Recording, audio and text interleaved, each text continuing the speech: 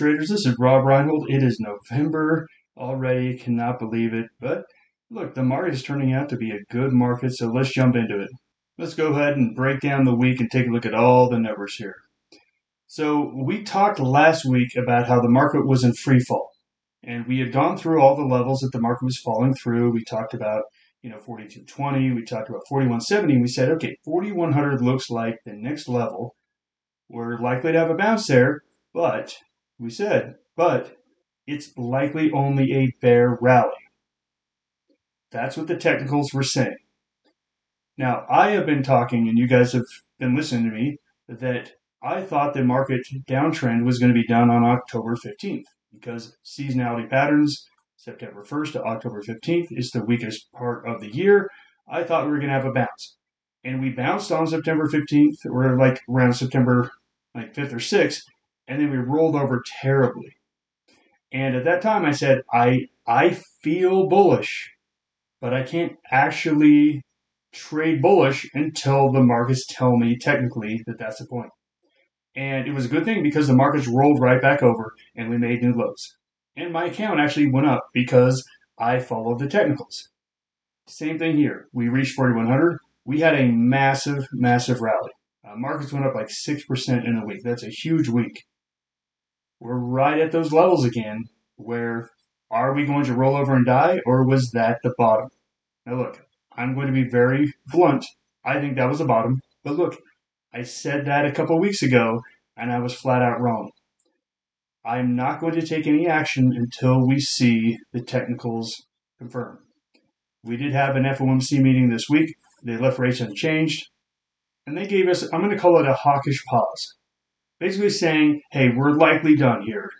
We might need to raise again because the market or the economy is better than expected.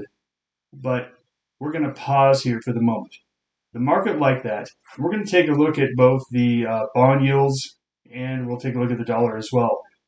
All of those rates came down. We closed the week at 4.5% on the 10-year bond. We started the week at almost 5%. So huge pullback. And we got a really mixed earnings report. We're ending the end of third quarter earnings season. And for the most part, it was okay. It wasn't great. It was okay.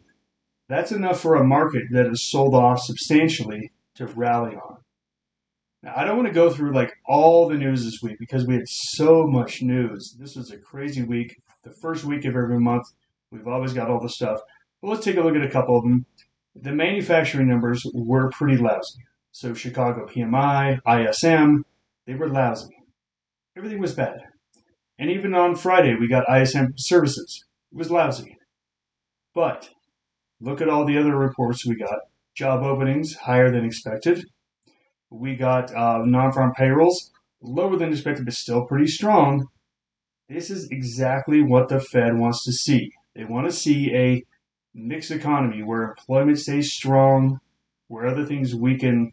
This is like the Goldilocks scenario for the Fed. So again, the market is looking at all these numbers saying, hey, you know what? The Fed is likely done. They've achieved what they wanted to do. The big question is, do we fall into recession from this point? And I guess that is going to be seen here in the next couple of months.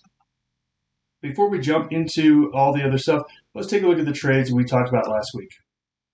Last week we had a sideways trade on ED, Consolidated Edison, in the utility sector. Now 90 was our midpoint. We made this trade back here when the stock was at 87.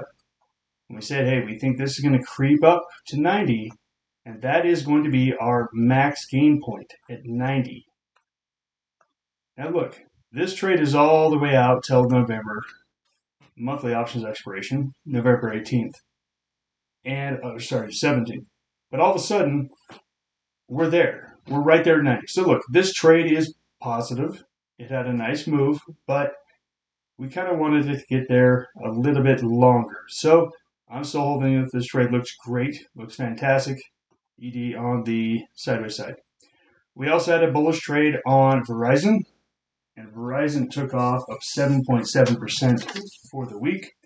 I exited, took a profit on this one. This trade looks really nice, but again, I'm out of it. I'm looking for something else.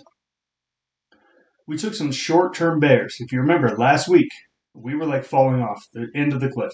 And I said, look, this is where we are. The market's really bearish. I think we're near a bottom, but the technicals aren't telling me that. So I need to take some short-term bears. So I took some short-term bearish trades, and Ingersoll Rand was one of them, and it ripped off the face of anything, up 10%. 10%, a huge rally last week. Here's the thing. We did a very, very mild bear call spread, and guess what? It didn't work. It didn't work. It was a mild loss. Take the loss, move on to the next one. We also took a short-term short in Corning. Again, it expired this week.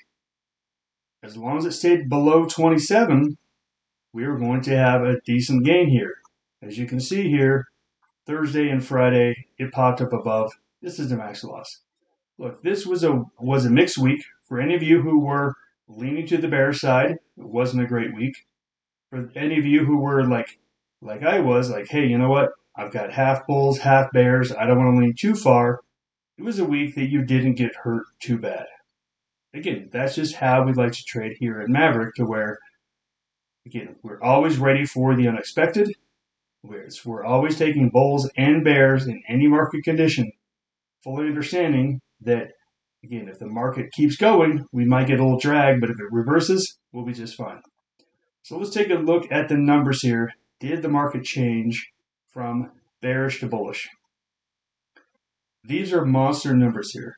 Dow up 5.2%, S&P up almost 6%, Q's up 6.5%, and look at Russell 7.5%. Those are just crazy numbers. We literally will see these numbers maybe once every 6 months.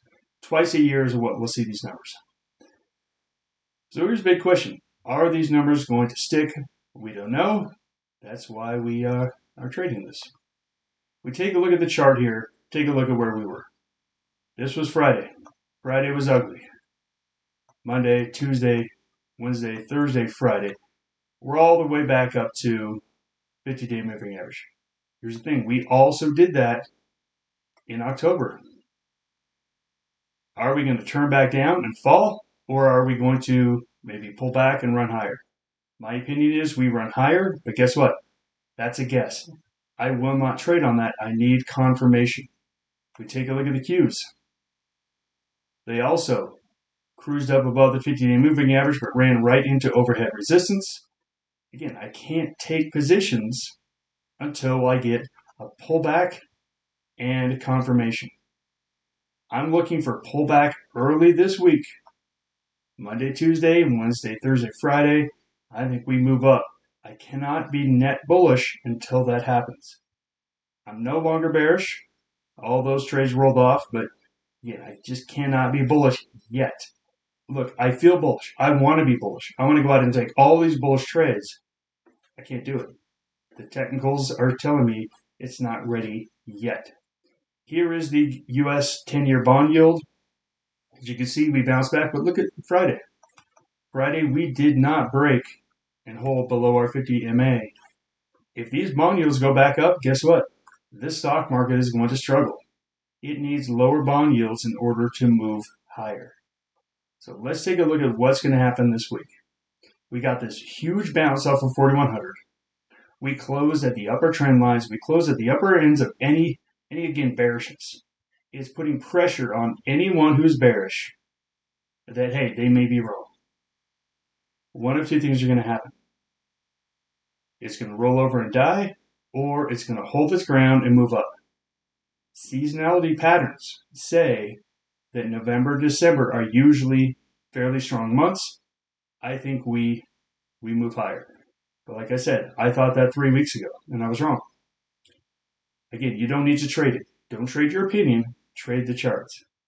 If this market does hold on, we will get year-end performance chasing. What that means is that people that are sitting on a lot of cash, that run mutual funds or institutional funds or hedge funds, if the market goes higher, they got to participate, or else they'll look really stupid by the end of the year. If we do hold in, again, this is one of the reasons I'm also more bullish than bearish, is that I do think we're going to start to see some capital come into this market. But look, our world is a mess right now. Global tensions are very high. There could be anything that happens at any time that sends the market down. We are probably in a buy the dip mentality at this point. Any sell-offs should likely be bought at this point. Let's take a look at the calendar for the week. And as you can see, there is not a whole lot there. Not a whole lot there. We have some Fed speak, but that is about it. I think this is going to be a pretty mellow week as far as economic reports go. Earnings season's done. Economic season's done. So here we are. I'm going to give this market a plus 0.5. We're above the 20. We're at the 50. The slope of the 2050 is leveling out. Look, you cannot get this bullish yet. Like I said, this is just so early on in the stage. That being said, I fully expect that we get maybe some pulling back of next week, but I think all those pullbacks are bought. I think we end the week slightly higher than the week prior.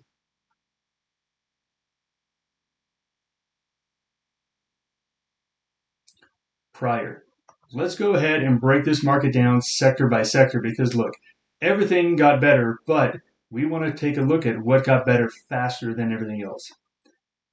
This week, again, it was a totally up week, but as I said, some things did better than others. Real estate had a huge, huge run.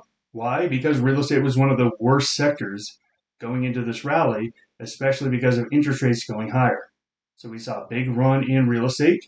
We saw financials. Again, same thing, one of the worst sectors going into it, had a nice bounce. Consumer, technology. Again, technology was already strong. Technology worked very, very well. What didn't work, as you can see, energy and healthcare were only up slightly. Let's go through all of these sector charts and update them one by one. Last week in utilities, we were at a 0. Now we're at a +2. It was already showing some outperformance. We pointed that out last week, and you can see we're at a +2 on utilities. We move on to the communication services sector. Talk about an absolute roller coaster. I mean, just look at this chart. +2s, +2s to -2s, to +2s to -3s. I mean, it is absolutely a roller coaster. So here we are. I'm going to give this a 0. Look, you can be twitchy all you want, but look, this thing is just very volatile but not going anywhere. I'm going to give it a 0 as far as the chart goes. We come here into real estate. Real estate was one of the weaker sectors, but you can see here, it didn't really plunge too much lower. Huge rally off the top. Shooting star here on Friday. Fully expected to pull back. Can it bounce and move higher? We will see. But look, at this point, it is one of the few sectors that are above the 50-period moving average. This is one of them. If we move on to healthcare, healthcare also bounced off the bottom. You can see it did not even get above its 20 MA. So this is one of the weaker sectors. It had a bounce. It improved from a -3 to a -2, but it's still one of the weaker sectors out there. We come over here to the industrials, and you can see we bounced from a -3, but we bounced all the way up until we are up to the middle of the moving averages. We're going to give that a 0. Again, not bullish, not bearish. It's just not terrible at the moment. Take a look here at financials. Financials bottomed out, was a -3. Take a look at this run, and we are up above a 50-period moving average, right up against some resistance. Look, we don't think it's got a whole lot of juice left. It's got to pull back or base, but it's much stronger than everything else we've looked at, so we have to give financials a +1. Come over here to the consumer. Consumer is looking absolutely terrible. It bounced, but take a look at where we bounced to. We're just simply between the moving averages, so we're going to give that score a 0. It's off the bottom. It's no longer bearish, but it's not the best sector out there right now. Now, technology was looking decent. It was holding in. It had not broken down below a new low. And you can see here, we've rallied back up. We've got to give tech a +2 at this point. Now, look, it's not a strong +2. I'm not like super bullish on anything here, but these are the technical scores here. And if we come over here to energy, you can see that we are still below all the moving averages, -1. So here we were last week. What improved? tech, utilities, real estate, financials all improved. As you can see, we had materials, consumer, industrials, all there was zero, and we got a little bit of improvement off of the bottom, but this is where we sit. We are bullish, tech, financials, real estate, utilities, bearish, healthcare, energy, and pretty much neutral everything else. So let's go take a look at some potential trades in all of these sectors. First up, comm services. Comm services is one that's been off and on. Here we have Netflix. Netflix had a great earnings report, and you can see had a big gap higher and ran, and we are running right into a little bit of overhead resistance at the 450 area.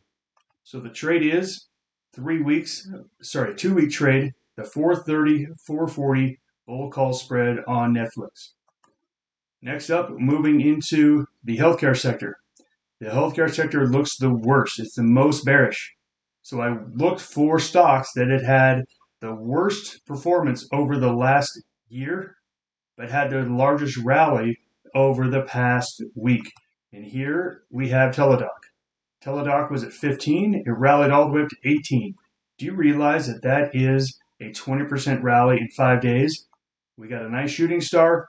I'm looking at this one just down to 17, 18, but you could do a 16, 18, depending on how bearish you are. But this one, again, is definitely looking very bearish here on Teladoc if we roll over. If we don't roll over, this is going to be a loser, no question about it. Next on to consumer. Gap stores. I've been talking about this one in my daily recaps. Nice breakout higher, as you can see here.